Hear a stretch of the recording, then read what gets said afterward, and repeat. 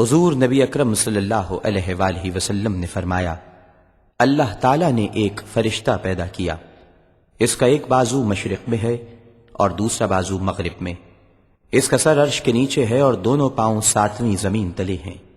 زمین پر آباد مخلوق کے برابر اس کے پر ہیں۔ میری امت میں سے کوئی مرد یا عورت جب مجھ پر درود بھیجتا ہے تو اللہ تعالیٰ اسے حکم دیتا ہے کہ وہ عرش تلے واقع بحر نور میں غوطہ لگائے، وہ غوطہ زن ہوتا ہے، پھر باہر نکل کر اپنے بازو یعنی پر جھاڑتا ہے تو اس کے پروں میں سے قطرے گرتے ہیں، اور اللہ تعالیٰ ہر قطرے سے ایک فرشتہ پیدا کرتا ہے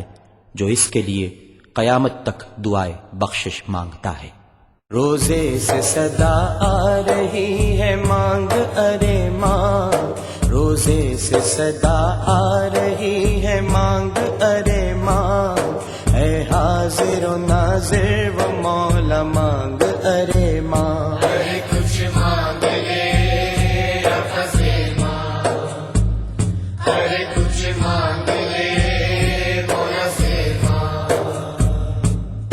آ مانگ لے تو ان سے صدا ان کی گدائی، بگڑی ہوئی ہر بات انہوں نے ہی بنائی، ہر غم سے ملے گی تجھے ماں جا کے رہائی، پلکیں بچھا کے آنسو بہا مانگ ارے ماں، اے حاضر و ناظر و مولا مانگ ارے ماں، ارے کچھ مانگ لے رب سے مانگ، ارے کچھ مانگ لے مولا سے مانگ، جانا میرے سرکار کے در پہ تو یوں جانا، سجدے میں کرنا یاد انہیں آنسو بہانا، لبیک کہنا یا نبی حاضر ہے دیوانہ،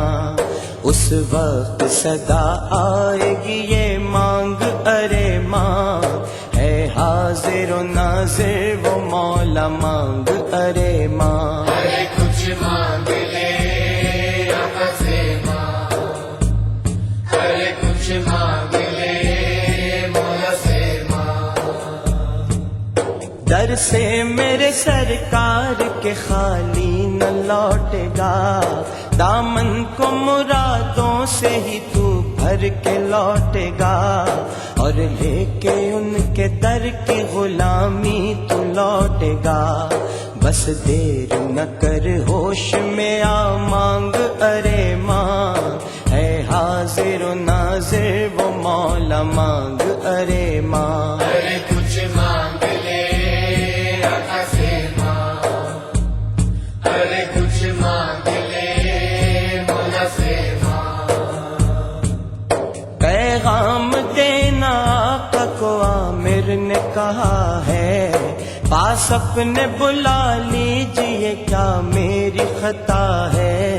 نعتیں پڑھوں میں جا کے وہاں یہی دعا ہے،